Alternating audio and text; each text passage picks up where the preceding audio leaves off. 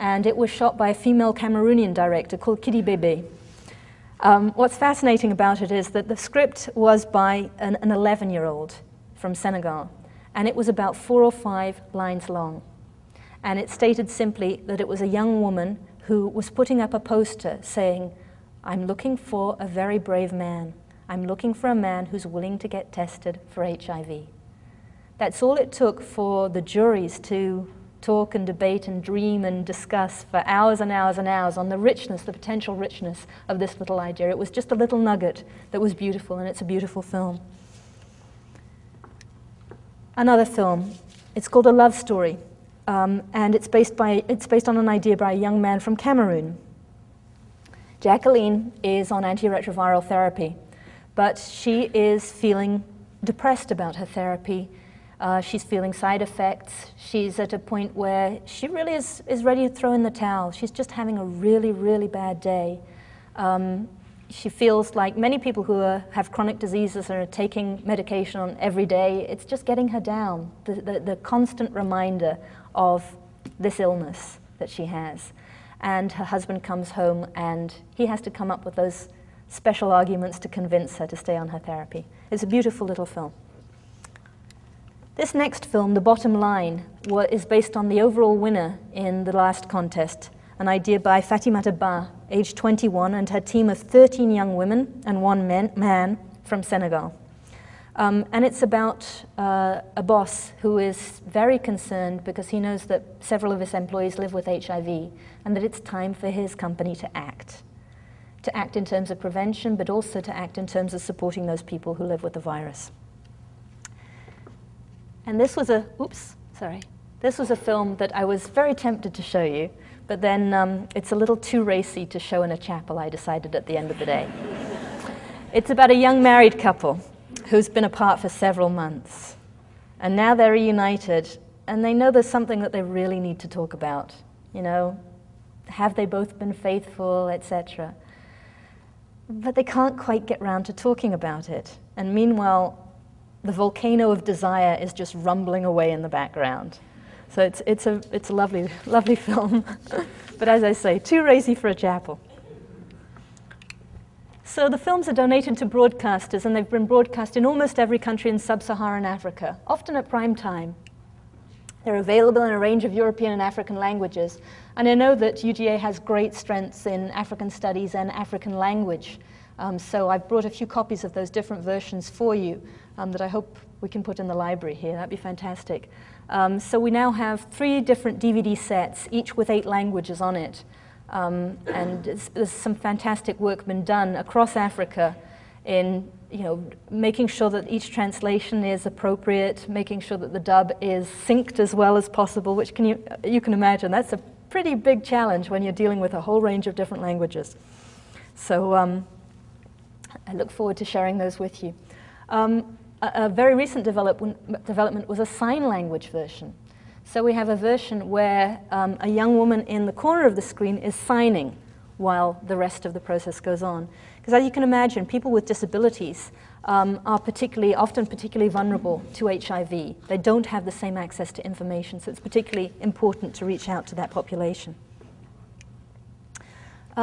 So as I mentioned, a very important part of the whole distribution process is not simply broadcast. Broadcast is fantastic, and it's a way of reaching a large audience and also a fantastic way of motivating young people to participate in contests. But community-level discussions that can arise following screening of a film in a community are extremely important for this entire process as well. And around 70,000 copies of the films have been distributed in a range of different formats, including an audio format for radio. I just wanted to touch on some of the range of evaluation activities that we continue to conduct, both internal and also by external evaluators. Surveys, data on service provision, various kinds of qualitative evaluation, focus group discussions, and interviews with participants, mentors, because one thing we've been doing recently is really building up the mentoring component of the contest. So specialists, especially people living with HIV, are made available to make themselves available to the contest participants as they're thinking up their ideas. So they're a great resource, so young people can sit down and talk to them and say, you know, I've got this idea, does this make sense? Does this work? And it's a fantastic way to deepen their understanding of HIV.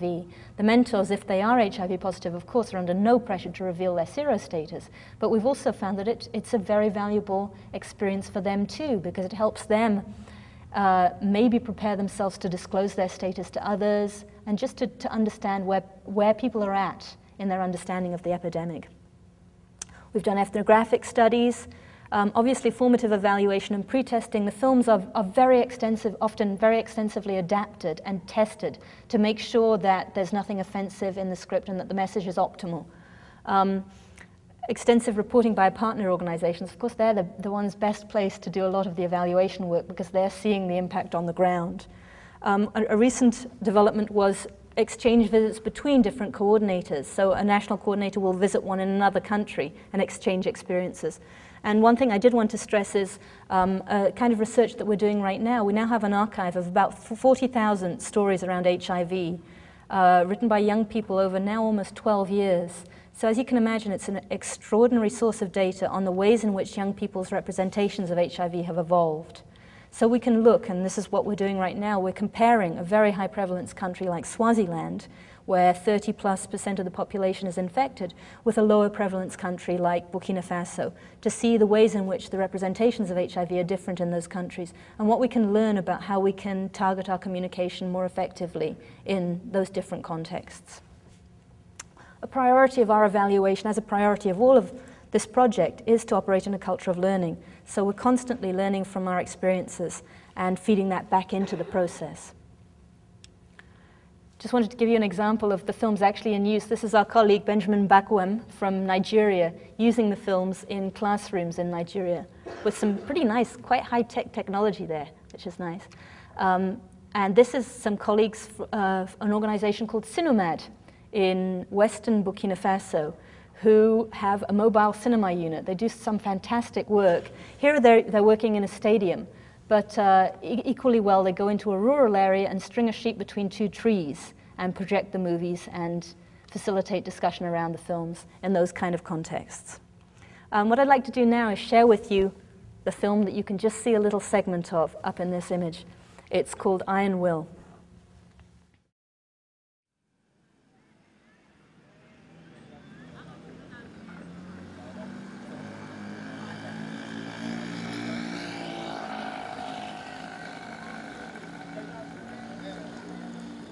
We better be going, Jackie. Eh? We'll drop by soon again, okay? Good. We'll be in touch soon, okay?